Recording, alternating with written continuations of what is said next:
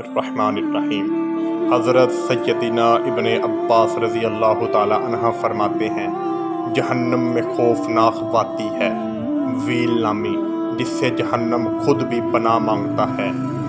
یہ اس شخص کا ٹھکانہ ہوگی جو نماز کو وقت گزار کر پڑھتا ہے۔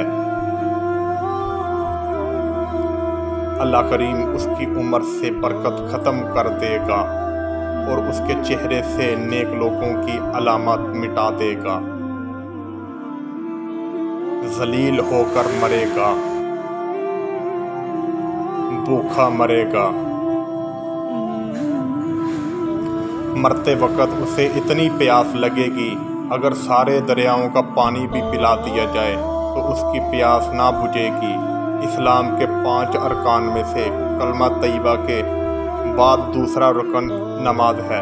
نماز کی اہمیت کا اندازہ اس بات سے لگایا جا سکتا ہے، اللہ تعالیٰ نے اپنے کلام قرآن مجید میں 700 مرتبہ نماز پڑھنے کا ذکر فرمایا ہے۔ جہاں نماز پڑھنے والوں کے لیے بہت سارے انعامات کی بشارت ہے، وہی اس کو چھوڑنے، سستی برتنے اور اس سے روگردانی کرنے والوں کے لیے سزائیں بھی ہیں۔ یہاں ہم قرآن و حدیث سے تحریر شدہ 5 سزائیں تحریر کریں گے۔ اللہ تعالیٰ سے دعا ہے کہ وہ ہماری اس سعی کو اپنی بارگاہ میں قبول فرمائے۔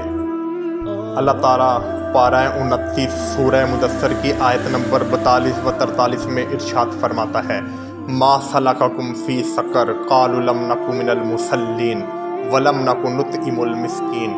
تمہیں کیا بات دوزخ میں لے گئی؟ وہ بولے گا، ہم نماز نہ پڑھتے تھے اور مسکین کو کھانا نہ دیتے تھے۔ حضور صلی اللہ علیہ وآلہ وسلم نے ارشاد فرمایا، جو جان بوجھ کر ایک نماز چھوڑتا ہے اس کا نام جہنم کے اس دروازے پر لکھ دیا جاتا ہے جس سے وہ داخل ہوگا۔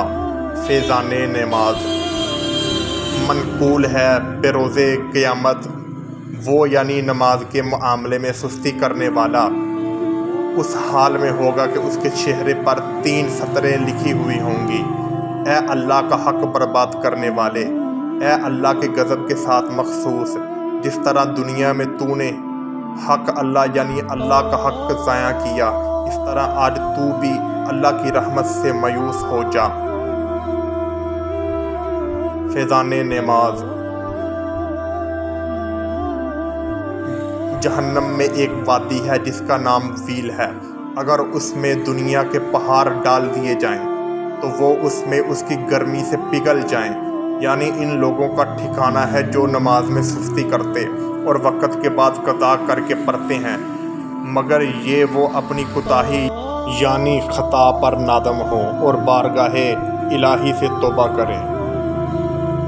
اللہ پاک نے حضرت سیدنا داؤد علیہ السلام کی طرف وحی نازل فرمائی، اے داؤد بنی اسرائیل سے کہو، جس نے ایک بھی نماز چھوڑی وہ مجھ سے قیامت کے دن اس حال میں ملے گا کہ میں اس پر غضب فرماؤں گا۔ یا الہی ہم سب کو 5 وقت کی نماز پڑھنے کی ہمت اور توفیق عطا فرما اور ہم پر اپنا رحم اور کرم فرما، آمین۔